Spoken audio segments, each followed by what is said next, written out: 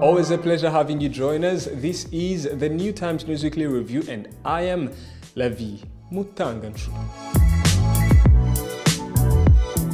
The case involving 21 terror suspects linked to MRCD and its military wing FLN has been adjourned to March 3rd. On this date, the court will be giving its verdict on the request of two suspects who requested bail and at the same time give opportunity to Paul Rusesabagina and his lawyers to present their objections to the court. Meanwhile, on Friday, the court rendered baseless Rusesabagina's jurisdictional objections, emphasizing that the court has jurisdiction to try him with respect to the nature of crimes he faces. In other news, Rwanda is set to become the first African airline to trial IATA Travel Pass, an exercise that is expected to kick off in April this year.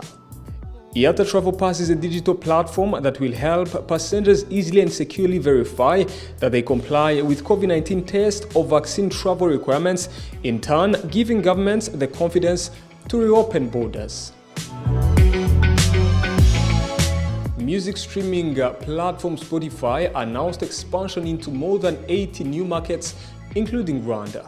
The announcement was greeted with optimism by many Rwandans on social media, but more so musicians and music producers who believe that the music streaming service will be a good source of revenue for artists.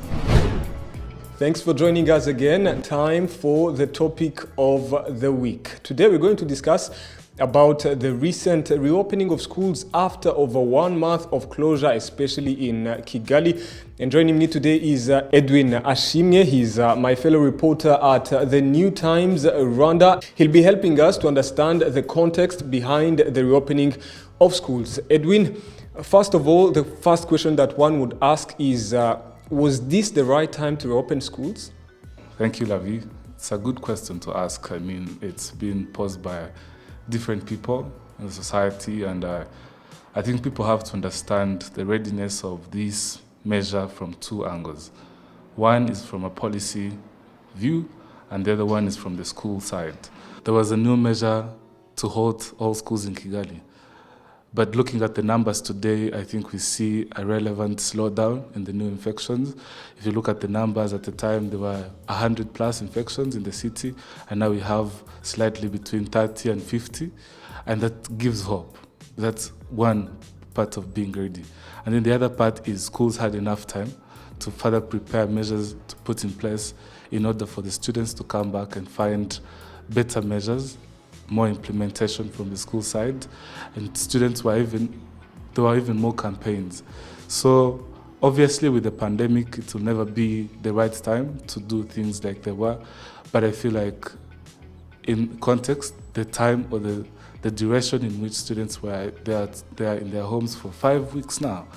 So that alone gives the students more preparedness mentally, and then the schools also prepare more as the policy-wise, they're getting ready.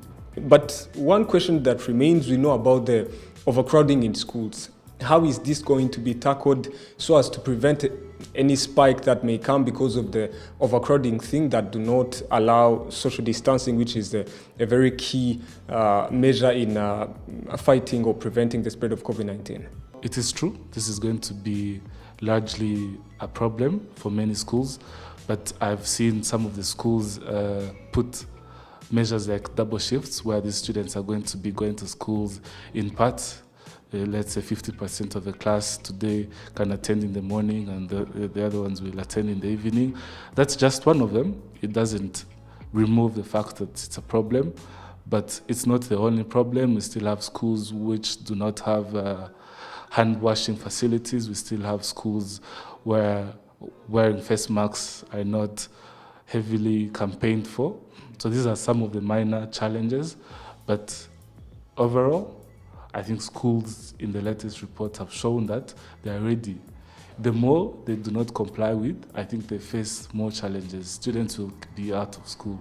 So it is a battle between the students and the schools to comply because it's the only way they can go back to the classrooms. Maybe before we wind up, one question that one has, maybe you can remind people that schools in Kigali, when they were closed, other schools up country were operating. And now that they are reopening 1 month late, if I may call it so. How are we going to bridge this gap between the students in Kigali and those outside Kigali, and putting into consideration that some of them are doing the same national examination?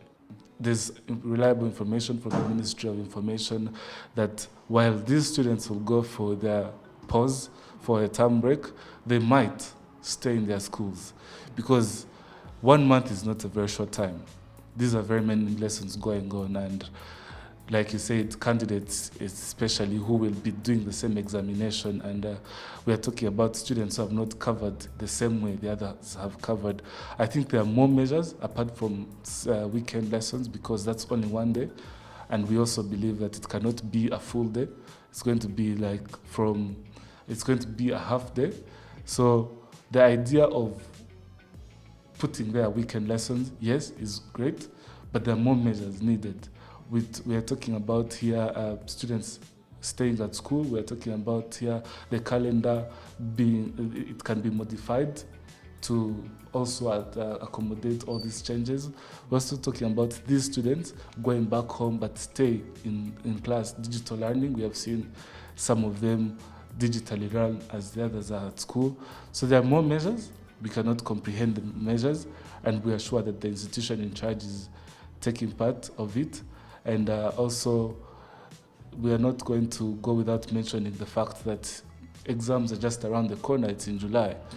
And you cannot say that someone who did not cover at least a month is going to be at the same pace with the other one. So much as there's one measure that has been communicated, there should be more measures from my personal point of view.